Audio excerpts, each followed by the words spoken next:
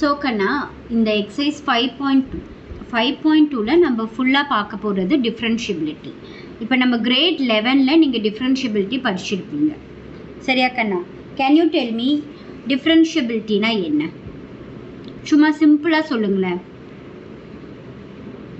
ஒன்றும் இல்லை கண்ணா, இப்போ ஒரு டிரைவேட்டிவ் கண்டுபிடிக்கிறீங்கள ஒரு ஃபங்க்ஷனுக்கு, அவ்வளோதான் கண்ணா. அதை தான் டிஃப்ரென்ஷியபிலிட்டின்னு வந்து நான் சொல்கிறது லேமேன் டேர்மில் சொல்கிறேன். லேமேன் டேர்மில் பார்த்தீங்கன்னா ஒரு ஃபங்க்ஷனோட டிரைவேட்டிவை கண்டுபிடிக்கிறது தான் நம்ம டிஃப்ரென்ஷியபிலிட்டி அப்படின்னு சொல்லுவோம், சரியா கண்ணா? இப்போ பாருங்கள், இந்த ஃபங்க்ஷன் வந்து y = f of x. இதை நீங்கள் வந்து டிஃப்ரென்ஷியேட் பண்ணணுன்னா எப்படி வரும்?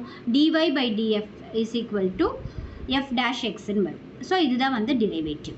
ஸோ இந்த ப்ராசஸ் இருக்கு இல்லையா, இந்த ப்ராசஸ் இல்லைனா இந்த டிரான்ஸ்ஃபர்மேஷன், நம்ம இந்த டிரைவேட்டிவ்ஸ் கண்டுபிடிக்கிற இந்த ப்ராசஸ் இல்லைனா டிரான்ஸ்ஃபர்மேஷனை தான் வந்து நம்ம என்னன்னு